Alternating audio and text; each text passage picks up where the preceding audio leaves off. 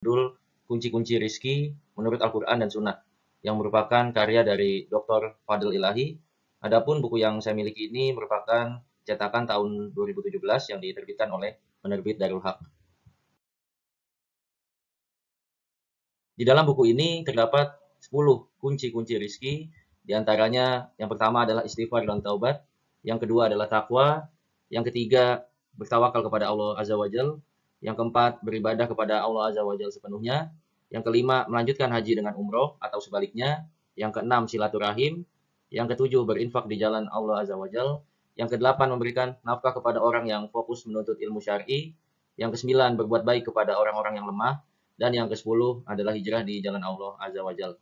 Pada kesempatan kali ini kita akan membahas mengenai sebab atau kunci rezeki yang pertama, yaitu mengenai istighfar dan taubat.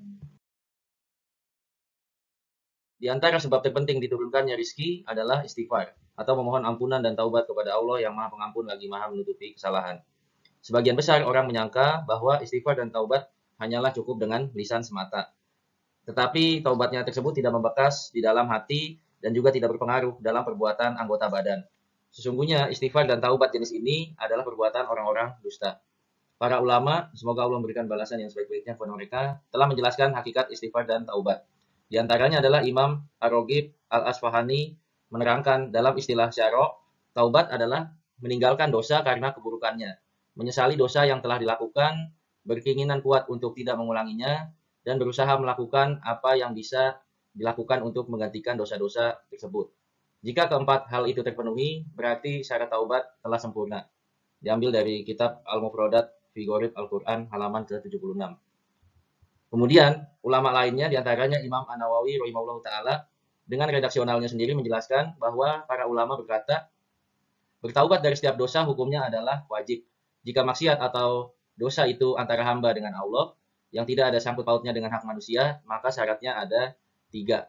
Syarat taubat yang pertama yaitu hendaknya ia menjauhi maksiat tersebut. Yang kedua, ia harus menyesali perbuatan atau maksiatnya.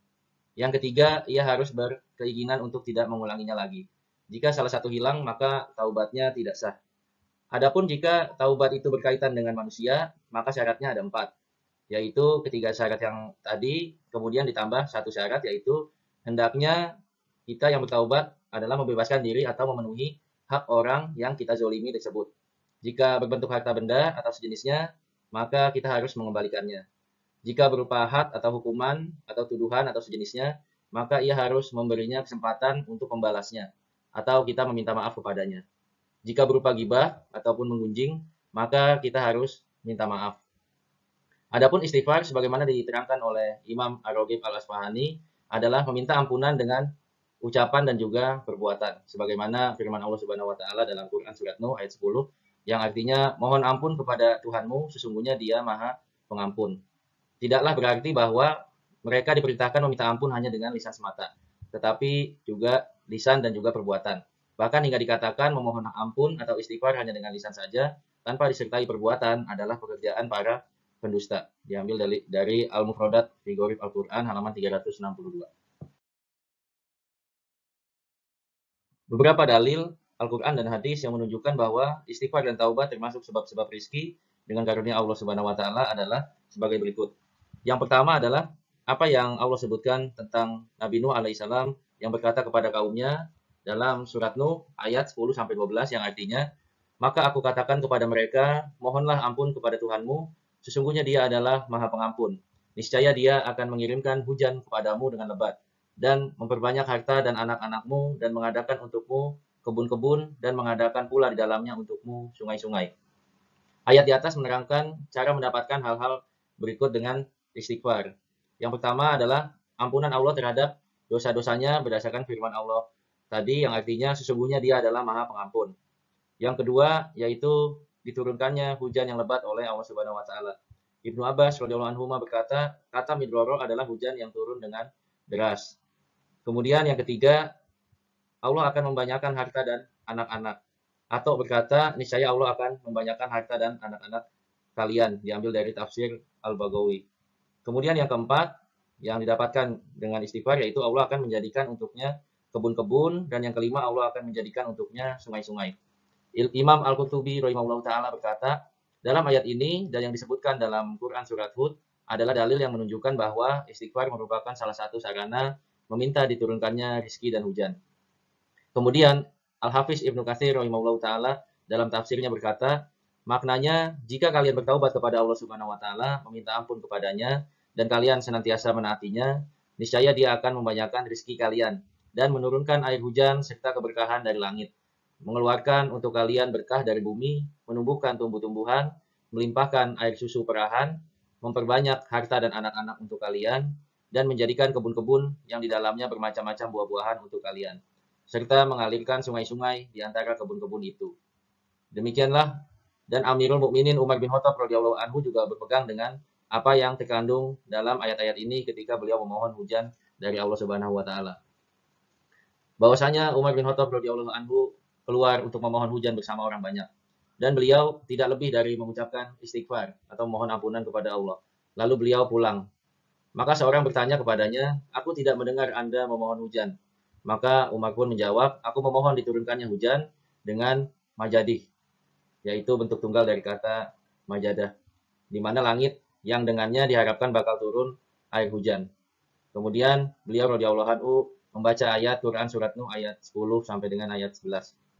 Selanjutnya Imam Al-Hasan Al-Basri juga menganjurkan istighfar atau memohon ampunan kepada setiap orang yang mengadukan kepadanya tentang kegersangan, kefakiran, sedikitnya keturunan, dan kekeringan kebun-kebun. Kemudian Imam Al-Qurtubi menyebutkan dari Ibnu Sobih bahwasanya berkata, ada seorang laki-laki mengadu kepada Al-Hasan Al-Basri rahimahullah ta'ala tentang kegersangan bumi.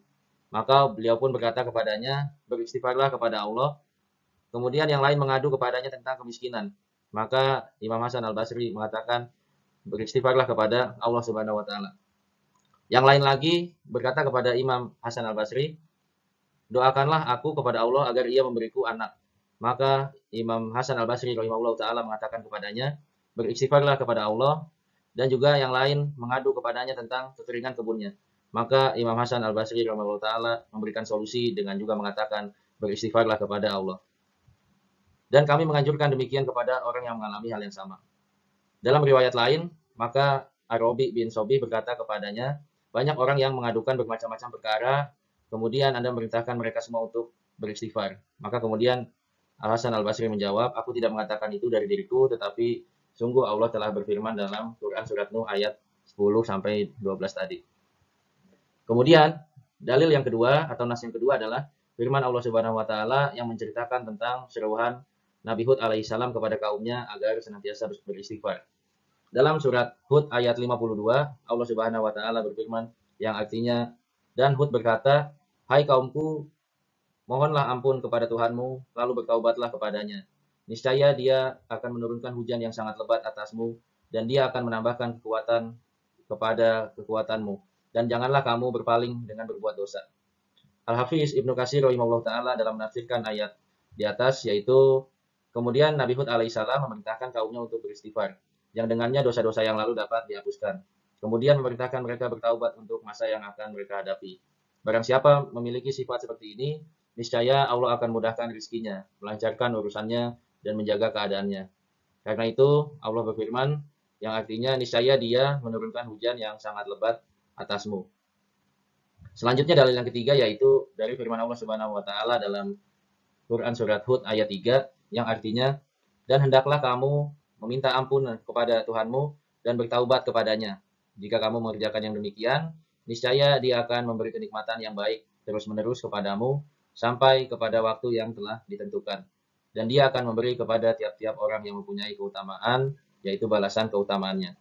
Jika kamu berpaling, maka sungguh aku takut kamu akan ditimpa siksa pada hari kiamat.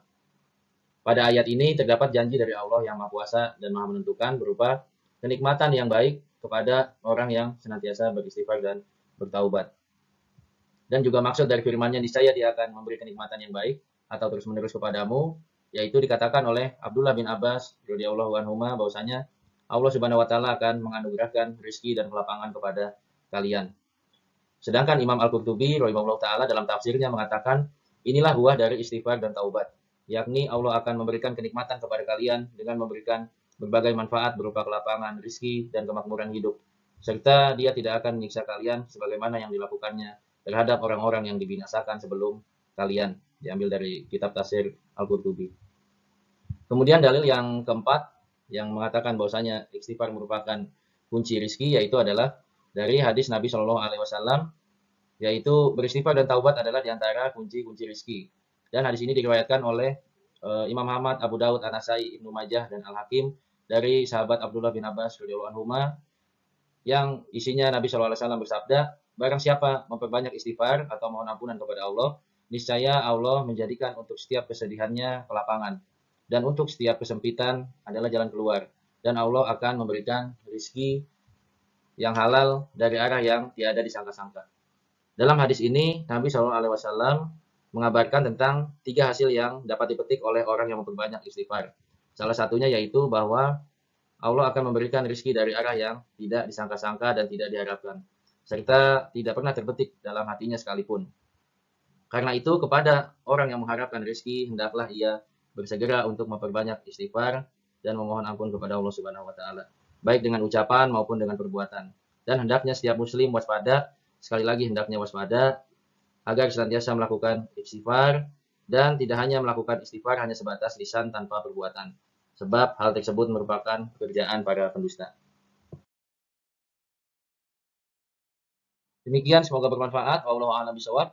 Jangan lupa untuk klik tombol like, subscribe, dan juga share video ini. Semoga menjadi amal jariah untuk kita semua. Subhanakallahumma wa bihamdik. Asyhadu an la ilaha illa anta, astaghfiruka wa atubu ilaik. Assalamualaikum warahmatullahi wabarakatuh.